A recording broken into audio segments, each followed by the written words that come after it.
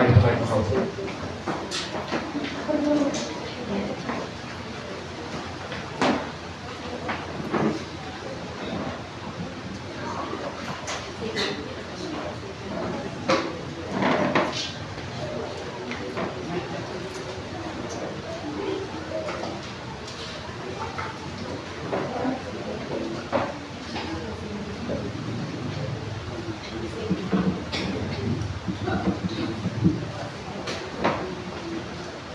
Praise the Lord.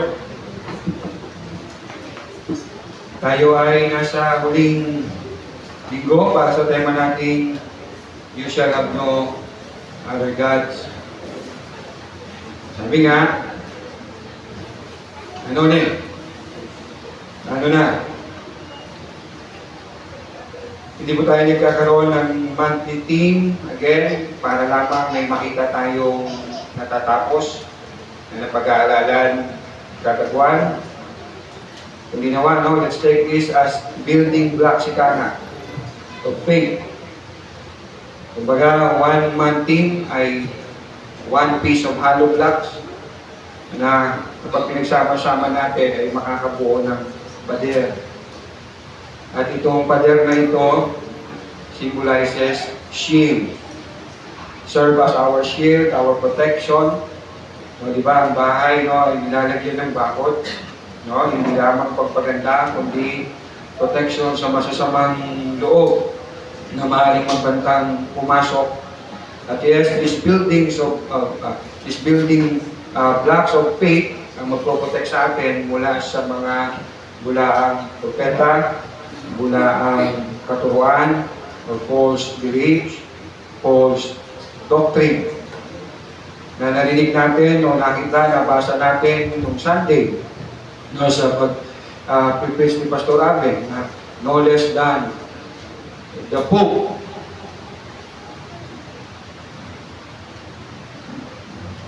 No less than the Pope, no, ay nagpahayag na all religions, no, is to one God.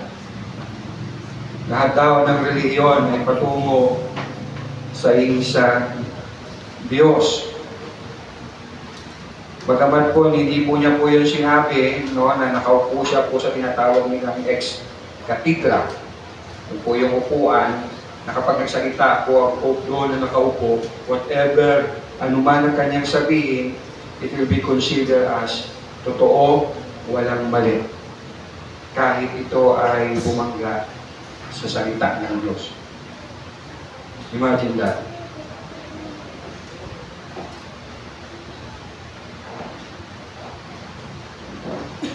Again, what he said, no, si Pope Francis ay malinaw na hindi po nag-agree sa banal na kasulatan. Sabi nga po niya, because yung ilang bahagi na kanya sinabi, all religions are paths to God, referring to one God. I will use an analogy. They are like different languages that express the divine.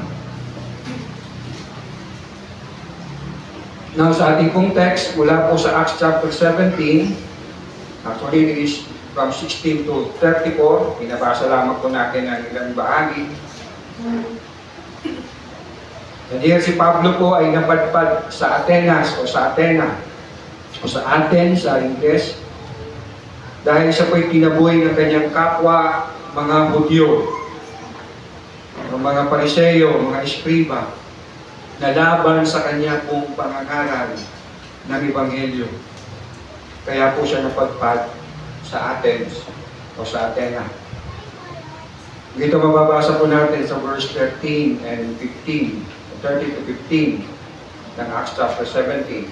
Subalit ng mabalitaan ng mga Hudyo sa Thessalonica na ipinapangaral din ni Pablo sa Berea ang salita ng Diyos, sila'y nagpunta roon at sinulsulan ang taong bayan upang gumawa ng gulo.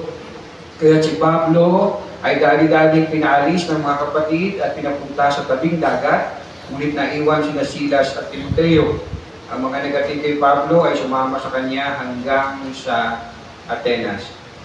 So siya'y napadpad sa Atenas dahil siya'y tinaboy ng mga umuusig sa kanya dahil sa kanyang pangangaral ng mabuting balita. Pakisabi nga sa iyong katabi, makinig naman po. Kung ayaw makinig, lumabas para hindi ako mag-disturb.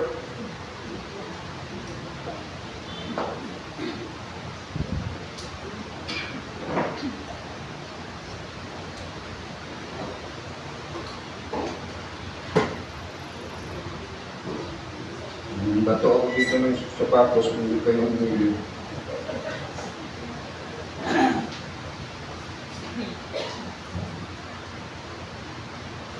And here, napadpad siya sa Atenas. At dito siya nangaral ng mabuting balita. At ang una niyang pinuntahan ay ang sinagoga, kung saan naroon ang kapwa niyang mga Hudyo, na malaki ang posibilidad na yung naranasan niya sa Thessalonica, sa Berea, at iba pang mga lugar na pinuntahan niya dahil sa pangangaral ng mabuting balita, ay maaari niyang maranasan sa lugar na ito. Pero hindi niya iiwasan. Listen, look at Paul. He don't really mind o hindi siya nagpapaawat sa kung ipigil sa kanya. Yes, umalis siya kung saan siya tinaboy, pero nagpatuloy siya para ipangaral ng mabuting balita. Paano kaya mga Kristiyano sa ating panahon kapag tinaboy dahil sa pagsishare ng salita ng Diyos, ng Ebanghelyo, magpapatuloy kaya o hindi na? Kapag wala kayang positive response o result sa kanyang ginawa ng pagsishare ng Ebanghelyo, magpapatuloy kaya o magtatantro? Ayoko na. Again, hindi lang minsan ito naranasan ni Pablo. But he keeps going and going and going and going and going, proclaiming the gospel. Nagdidivide sa tatlong puntos. Ang mensaheng ito, one, ang napansin ni Pablo sa Atenas. Pakihin, slide natin.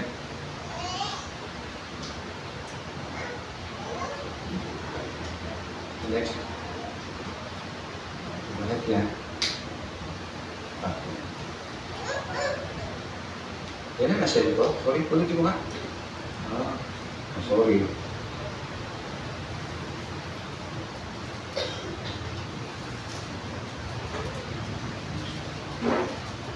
Anyway, muli pala ang send ko, part 1 pala yan. I will just send na lang sa GC natin. Sorry. Okay, let me go. Unang puntos, ang napansin ni Pablo sa Atenas.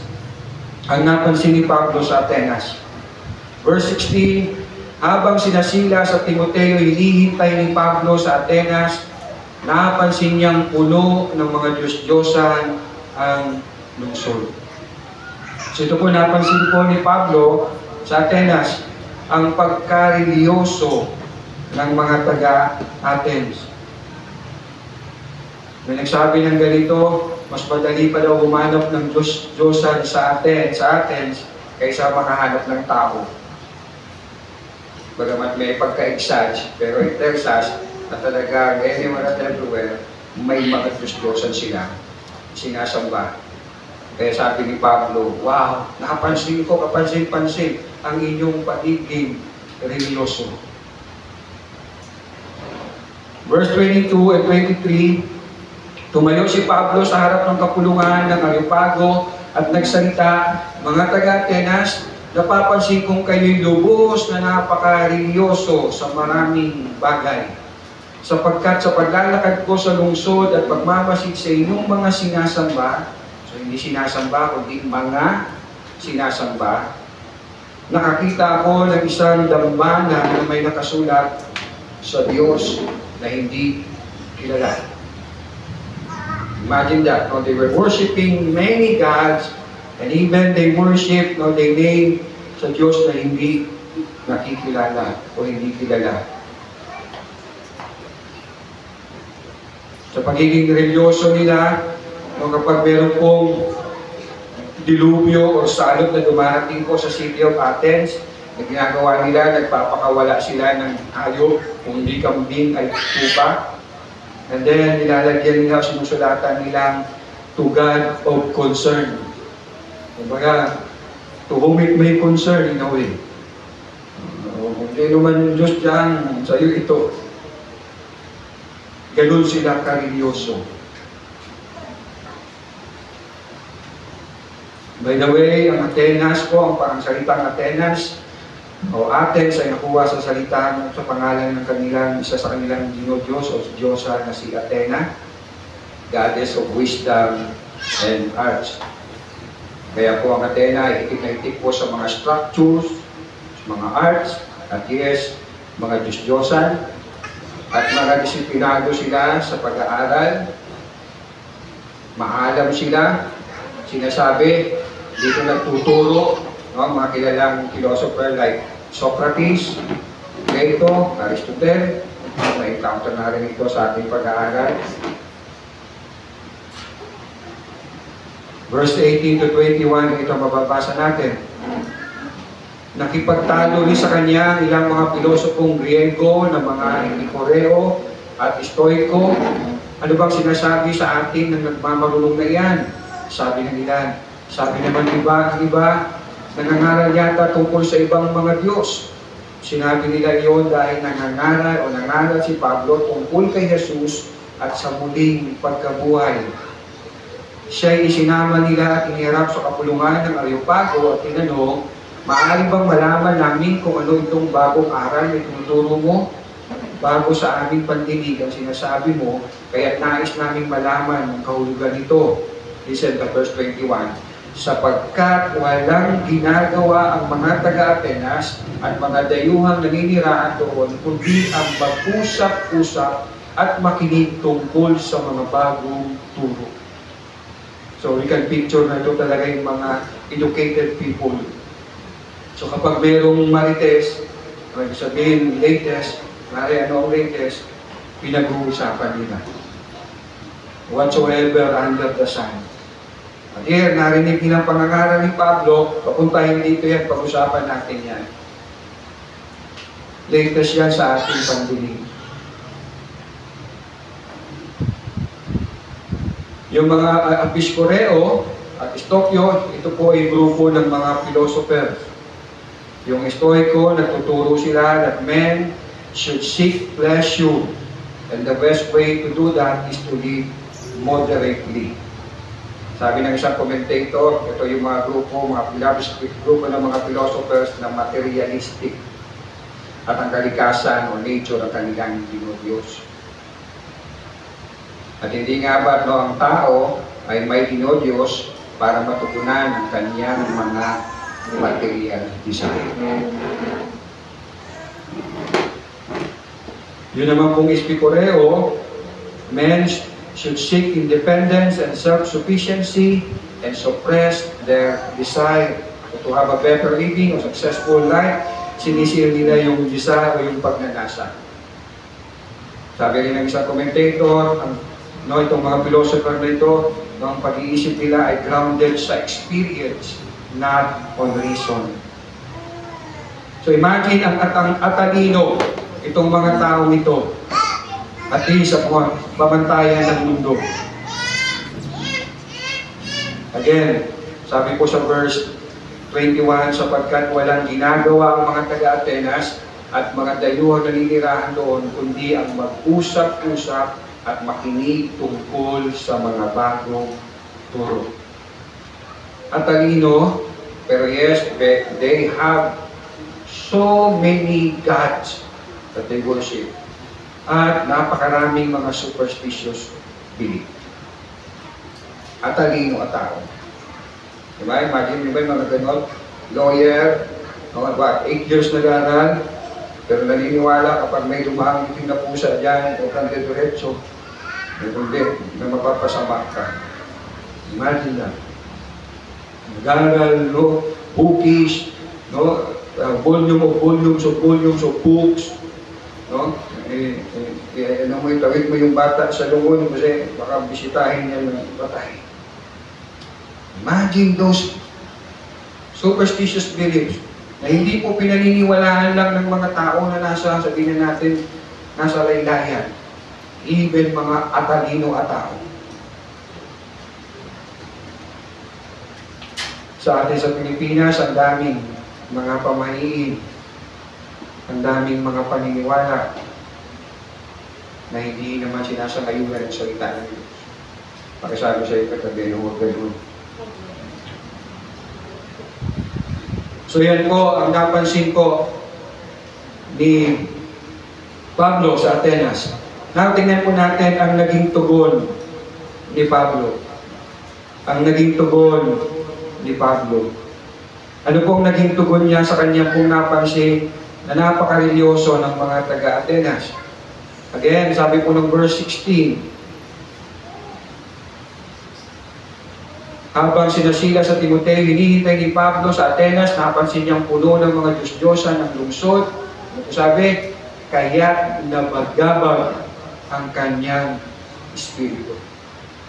Ito ang kanyang naging tugon. Sa nakita niyang pagiging religyoso ng mga taga-Atenas, ito ang kanyang tugon. Nabagabag ang kanyang kalooban. Ang salita po, paroksono, na may kahulugan pong exasperate o galit na galit. Galit na galit ang kanyang kalooban.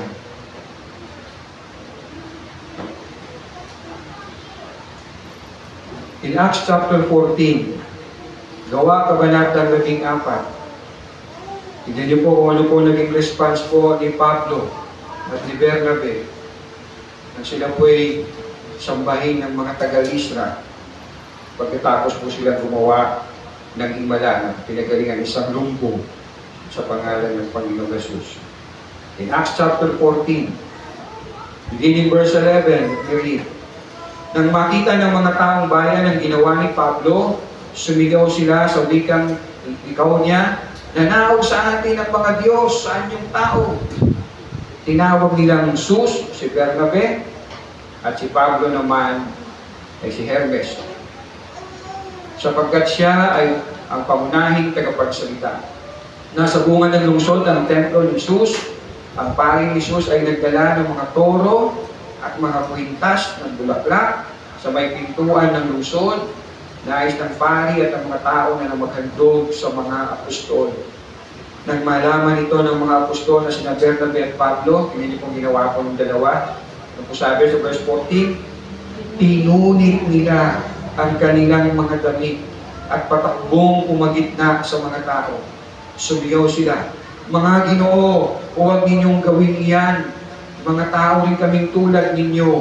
Ipinapangaral namin sa inyo ang magandang balita upang talikuran ninyo ang mga walang kabuluhang bagay na iyan at manumbalik kayo sa Diyos na buhay, na lumikha ng langit, lupa, dagat at lahat ng naroon. Yes, nabagabag ang kalooban ni Pablo dahil sa kanyang nakita na pagiging religyoso ng mga taga-Athens. Dahil alam niya sa kanyang puso, isip, na iisa lang ang Diyos na siyang nararapat sambahin. Amen? Amen. Ano po naging tugon po ni Pablo? Verse 17, kaya't nakipagpaliwanagan siya sa loob ng mga sinagoga o sa mga Hudyo at sa mga hindi na sumasamba sa Diyos. Yung Diyos po dito ay capital letter T, implying na hindi po Diyos ang kanyang sinasamba.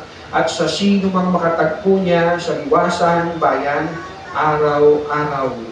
So look at Paul's response. Hindi lang nagdugudugugan ang kanyang kalooban, he did something. At ang kanyang ginawa, siya ay nagturo. Siya ay nangaral. At ang una niyang tinuruan ay ang kanyang mga kababayan, mga kapwa niya Hudyo. Kaya siya pumunta sa sinagoga. And again, maaaring may pagkakataon na sa pagpunta niya roon, nandun rin ang mga kapwa niya pa, mga pariseo, dati po siyang pariseo, maaari siyang pusigin muli. Pero pumunta siya roon. He don't mind kung nandun sila, he don't mind kung mausig siya, What is mindful is maipangaral ang katotohanan. At nagturo rin siya sa mga hindi na sumasamba sa tunay na Diyos. At marahil na nasa isip niya, baka mapulyot ang kapwa ko mga Hudyo at itong mga Gentile sumasamba sa Diyos ko, mapulyot ng Athena, ng kanilang pagiging religyoso. And so I will go there and teach them the Word of God.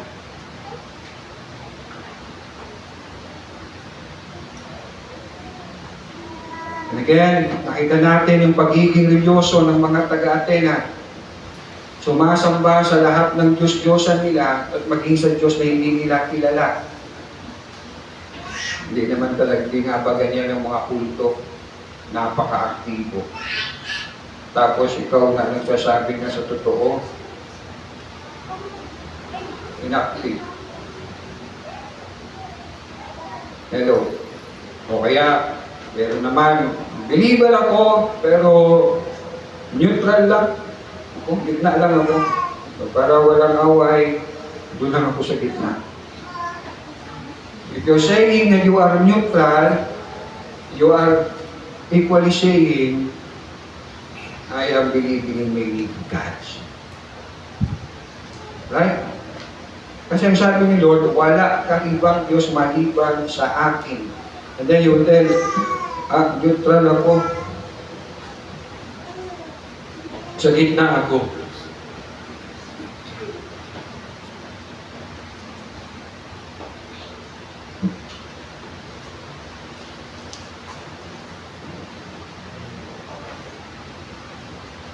Verse 17, kaya makipagpaliwanagan siya sa loob ng mga sinagoga roon, sa mga Hudyo at sa mga hindi na sumasamba sa Diyos at sino mang makatagpo niya sa liwasang bayan araw-araw. Nagturo siya. See the approach of Paul, magturo. Magturo ng buong katapatan at tapang ng salita ng Diyos. Kahit maaaring tanggapin o hindi, usigin o hindi siya. Nagturo ng buong katapatan at tapang. Hindi lingid sa atin ang nangyayari sa ating bansa.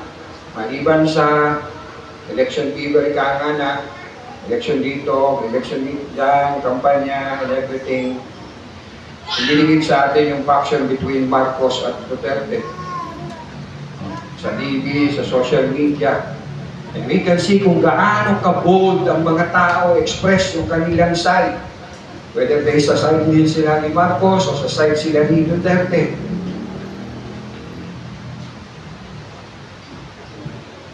Maraming nasa side ko. But kidding aside, yes, napaka-bold nilang mag-express ng kanilang side. And referring no sa side sa kay pro Marcos o pro Duterte. Tingnan mo nga, yan katabi mo. Gaano yan ka-bold to share the gospel. Gaano yan ka-bold to share God's word. Pero we are so bold to express our support sa ganito, support kay ganyan. Pero when it comes sa salita ng Diyos, wala. Honestly, yes, hindi ko binoto sa Duterte. Kaya mas gusto ko si Duterte. You can see me, I don't express it sa social media. Pag ganun-ganun lang ako dito sa pulpit o minsan whatever. But of course, I don't like everything about him. Especially when he talks about faith. Pero ang question natin is, how bold we are to express our faith. Di ba, mababash ka pag magsalita ka pro Duterte. Mababash ka rin pag speak ka pro Marcos. So how bold are we to speak our faith? And here is Paul. Hindi minsan lang ito nangyari sa kanya. Pero still, andun yung kanyang boldness to share the gospel.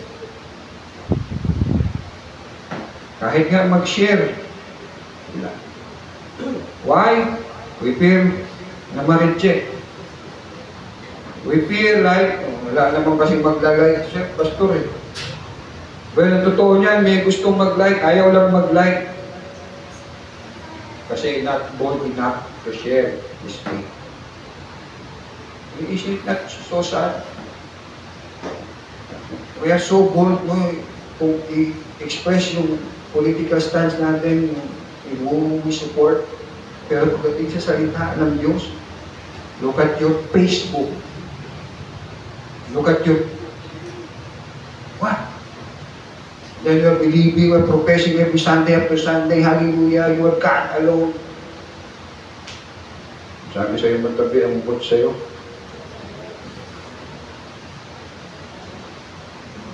With all rejection na natanggap ni Paul, with all persecution na natanggap niya, sige lang siya. Why? Because he was driven, ito yung tunay na Diyos na nagmahal sa akin. At ito ang tunay na Diyos na nagmamahal sa kaluluwa ng tao.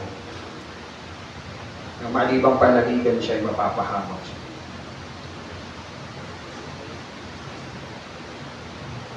Kaya tayo may pagtitipon, may magsasama-sama, gaya ng ganito na pinagbubulay-bulayan natin ang salita ng Diyos. Yes, kahit tayo mang professing believer or possessing believer, I would say, ay meron din tayong tendency na sumamba sa Diyos-Diyosan. Maybe you say that back of your mind, ibahin mo ako, Pastor. But remember the last words ni John sa kanyang first letter, mga anak, tumayo kayo sa mga Diyos-Diyosan. Yet again, pinuklaman ni Pablo ang Diyos ng Bible, ang Diyos ng sangkatauhan, ang nag-iisang Diyos. Verse 22, 23, tumayo si Pablo sa harap ng kapulungan ng Areopago at nagsalita, mga taga-Atenas, napapansin kong kayo'y lubos na napakaryoso sa maraming bagay. Sapagkat sa paglalakad ko sa lungsod at pagmamasid sa inyong mga sinasamba, nakakita ko ng isang dambana na may nakasulat sa Diyos na hindi nakikilala. O sa Diyos na hindi kilala. Ang Diyos na inyong sinasamba kahit hindi niyo nakikilala, ang siya kong ibinahayag sa inyo. Look, listen. Kasi sinabi po ni Pablo, maybe ang tingin natin, pang children Sunday school lang ito. Tingnan niyo po kung paano niya pinakilala ang Diyos ng Biblia. Verse 24, ang Diyos na gumawa ng sanlibutan at ang lahat ng narito. Sounds pang children Sunday school. In the beginning, God created the heavens and the earth. At yes, this is the God that we serve. Creator God.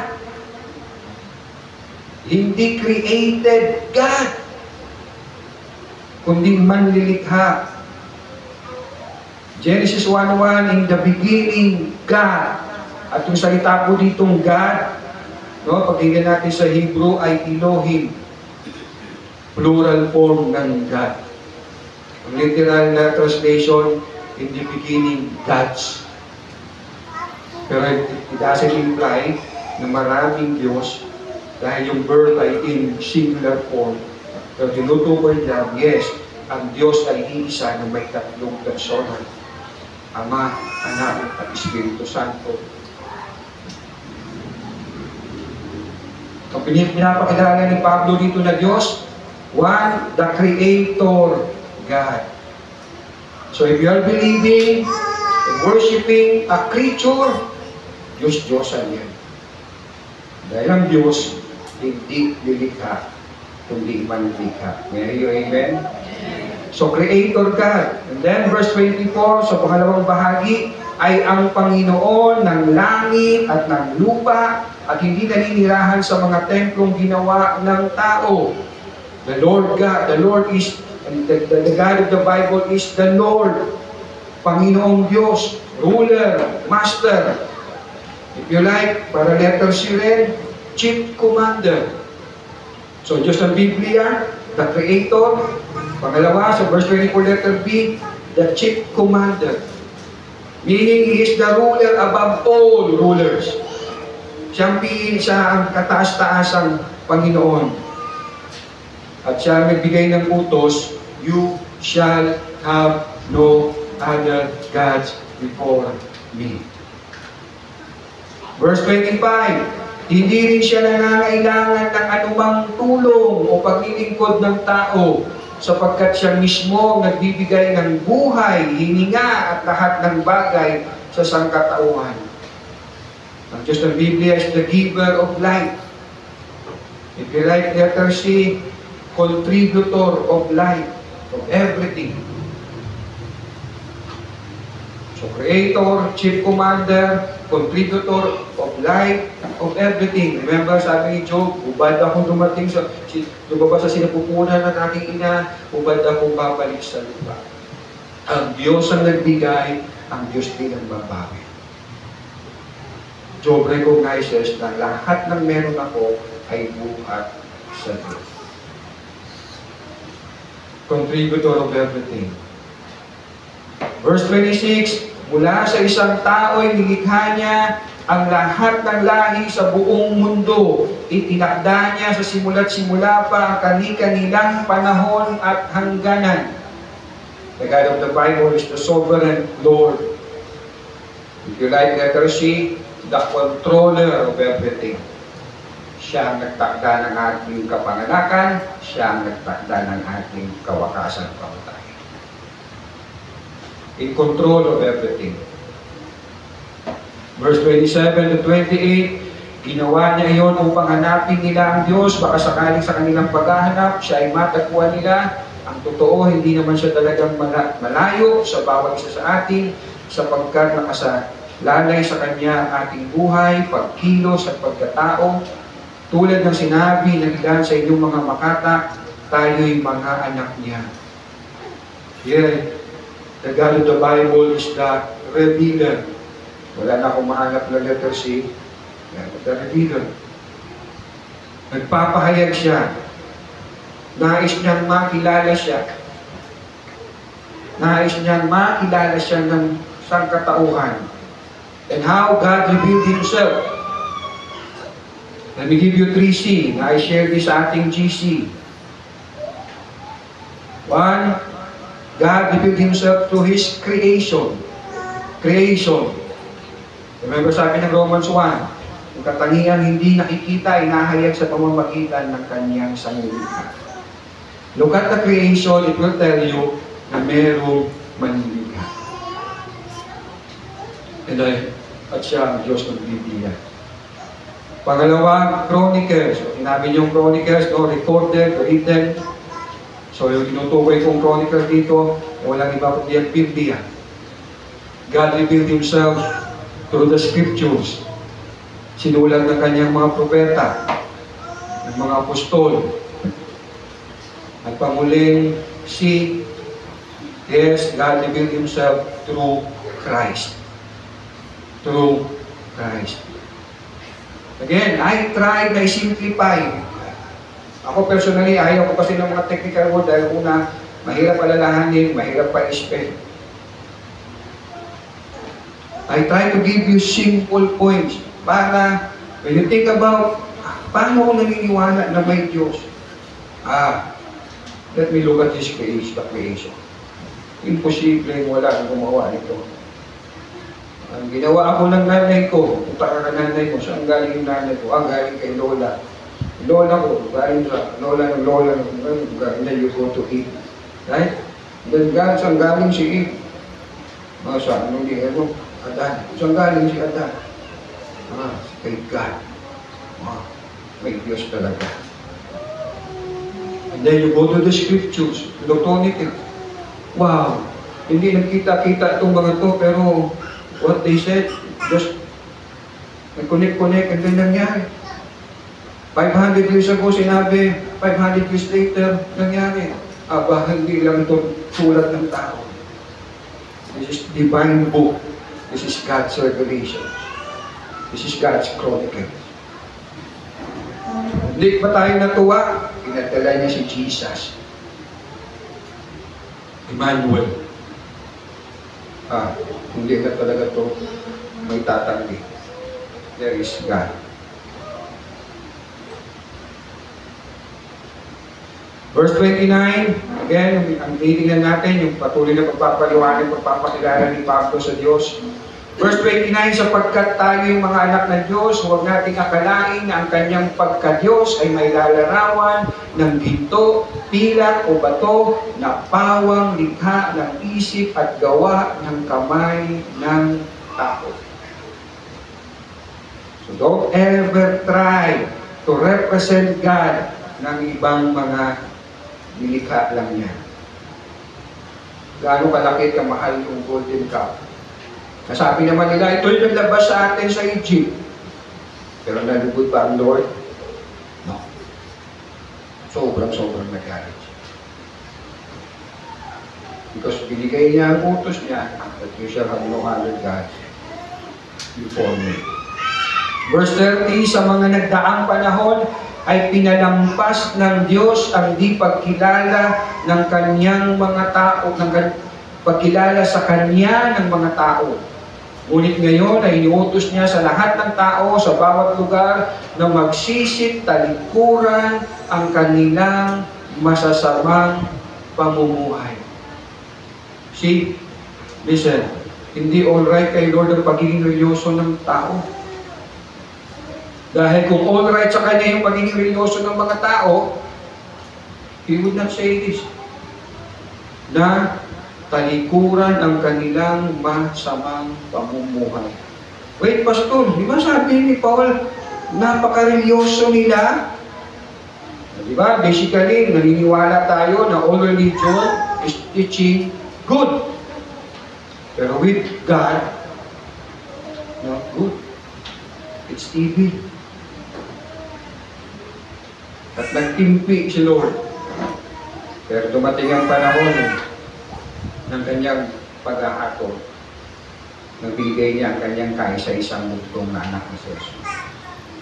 Verse 31, sapagkat itinakda niya ang araw ng paghuhukom sa sanlibutan at ito'y buong katarungan niyang gagawin sa pamamagitan ng isang tao na kanyang hinirang. Pinatunayan niya ito sa lahat ng muli niyang binuhay ang taong iyon. Balagay ko, kilala niyo po yung tinutukoy ni Pablo na tao na yun. Na muli niyang binuhay ang Panginoong Jesus. Again, Pastor, ba't gano'n? Sabi, tao lang siya. Hindi na po siya tao lang, kundi siya yung Diyos na nagkatawang tao. Nag-go over sa mga talata na yun, alam niyo yun.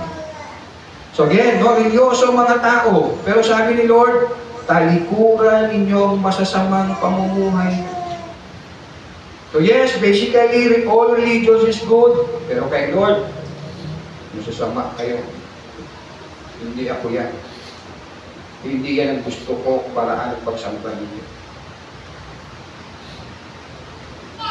Paano mapapawalang sala ang tao? Again, only through believing in the Lord Jesus Christ.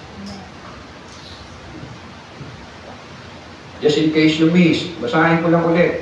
Sapagkat, verse 31, sapagkat itinakda niya ang araw ng paghuhukom sa sanlibutan at ito'y buong katarungan niyang gagawin sa pamamagitan ng isang tao na kanyang hinirang. Mahaba na ako, let me go sa third point. Look, ano ang naging tugon ng mga mamamayan ng Atenas? Ang naging tugon ng mga mamamayan ng Atenas, last point. Verse 32, nang marinig nila ang sinabi ni Pablo tungkol sa muling pagkabuhay. So here clearly, si Paul nagturo, hindi natin nakita yung, kumbaga, yung buong pagpapaliwanag marahil ni Paul ay kinapsog na lang ni Luke. Pero again, here, piniliwanag niya patungkol sa muling pagkabuhay ni Jesus, the Gospel. Nang marinig nila ang sinabi ni Pablo tungkol sa muling pagkabuhay, ano sabi? Tinuyak siya ng ilan. Sinabi naman ng iba, nais naming mapakinggan kang muli tungkol dito. May mga naniwala, pero iilan. At marami ay tinuya ang gospel. Tinuya ang pangangaral ni Pablo patungkol sa gospel. Nalala ko si PRRD.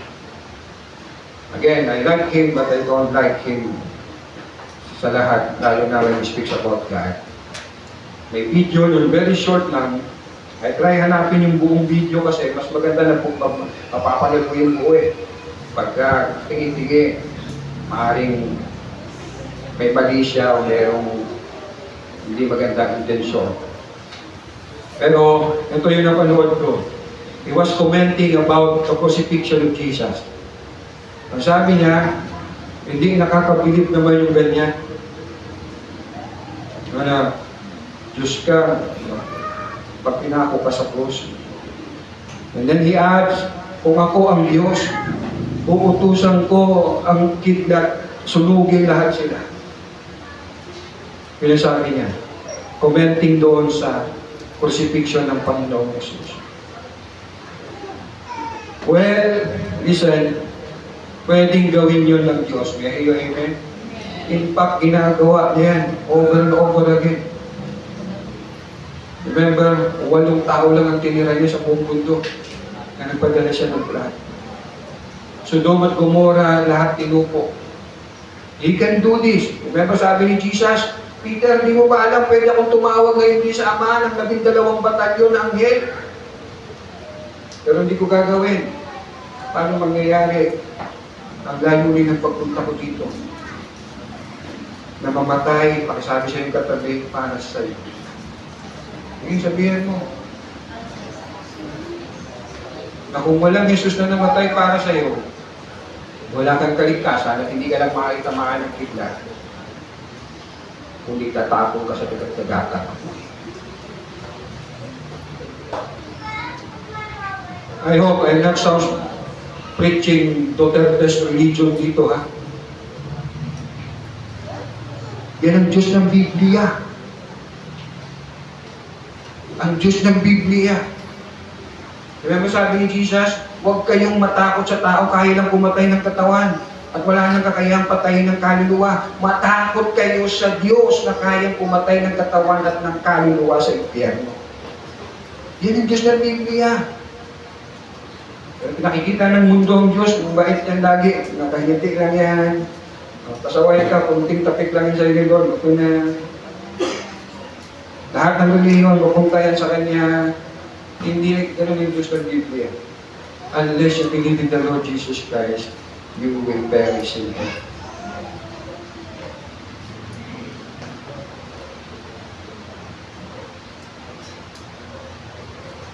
Again, kung si Jesus ay hindi namatay at muling nabuhay, wala tayong kaligtasan.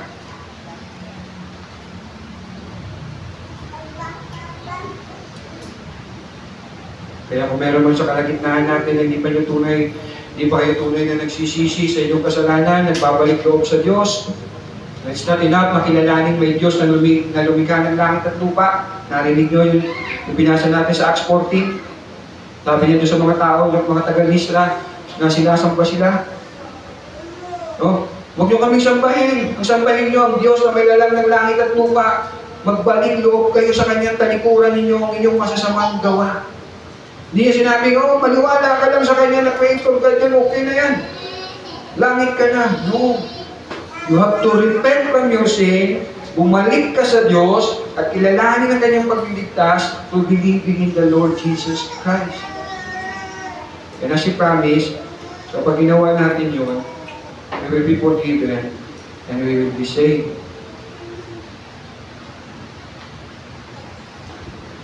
Ako personally, ayaw ko ng impyerno. Alam niyo yung tokayo ko, si Charles Russell, founder ng Jehovah's Witness. Kaya siya tumalikod sa Christian faith kasi ayaw niya ng hell. Kaya gumawa siya ng sarili niyang reliyon, walang hell.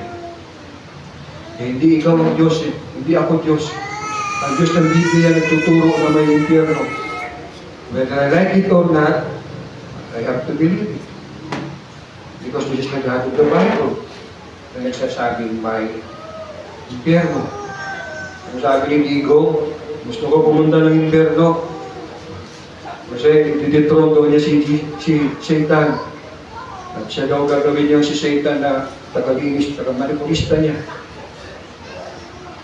Hindi po ganun ang eksena sa impyerno. Pati si Satan ay magsasuffer to eternity. At walang maghahari doon maliban sa Diyos ng Biblia. May amen? Ang Diyos ay Diyos ng lahat. Langit, lupa, ilalim ng lupa, impyerno, siya at siya lamang ang Diyos.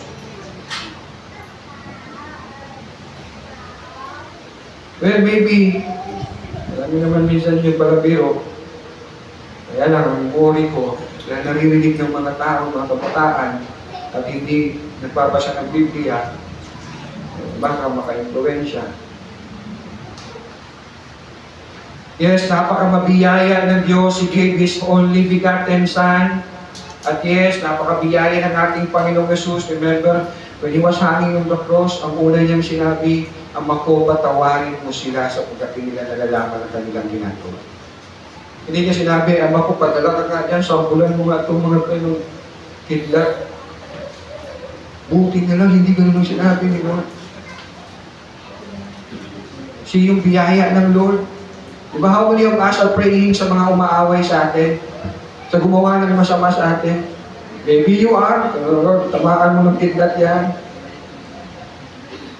Pero here is Jesus, habang nakapako sa krus, suffering the wrath of God, tinutuya siya ng mga tao. The first word He said, Ama, patawarin mo siya. Anak ng kamuti, grabe ang kanyang biyaya. Honestly, the first time na nabasa ko yun, hindi ko talaga mag-gets. Ako yun ngayon, hindi ko rin mag-gets. Bakit Lord, ganun? Ama, patawarin mo sila, lalo na sabihin pa na hindi mo nalalaman ang kanilang ginagawa. Lord, mga Pariseyo to, di ba? Mga maalam to sa Bible, di ba?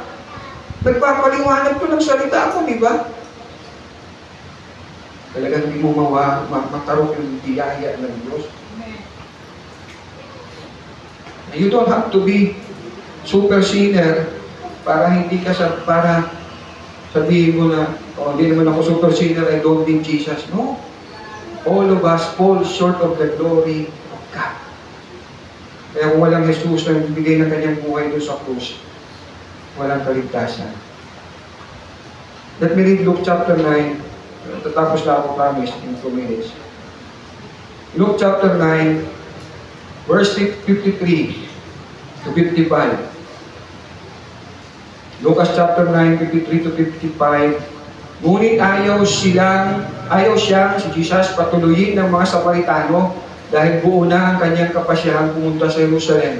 Nang makita ito ni Santiago at Juan, sinabi nila, sabi, Panginoon, gusto ba ninyong magpaulan kami ng apoy mula sa langit upang sila'y lipunin tulad ng ginawa ni Elias?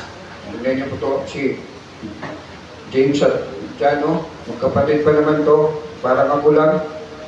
Diba? Gusto mo naman, paulan kami ng apoy. Mga disipulo to, ha? Pasabi yung katabi, salamat sa biyaya. Grabe, di ba? Sa mundo, sa mata ng mundo, mali yung pinili ni Jesus. Pero si Jesus pinili sila out of His grace. Biyaya. Ngunit hinarap sila ni Jesus at sila'y pinagalitan. Hindi ninyo alam kung anong espiritu ang nasa inyo. Ang anak ng tao ay naparito hindi upang ipahamak, kundi iligtas ang mga tao. Yan ang dahilan bakit siya dumating sa mundong ito. The first coming of Jesus is to be the Savior. Ngayon, sa second coming, kung wala kang Kristo, magwanta ka, sabi ng Bisaya. Ano naging tugon ng mga taga-Atenas? 32-34, at iniwan ni Pablo mga tao, may ilang sumama sa kanya at sumampalataya sa Diyos. Kabilang dito sina Dionisio, nakahanib ng kapulungan ng Areopago, isang babaeng nangangalang Damaris, at mga iba pa. Look at Paul. Look at the result ng effort ni Paul. Buwis buhay. Pero, some believe. Sa ESV, sa New Living Translation, only some believe. Ilan lang ang sumampalataya. Here I will end. Ilan lang tayo rito. Ilan lang nga alam tayo, baka ilan lang ang sumampalataya.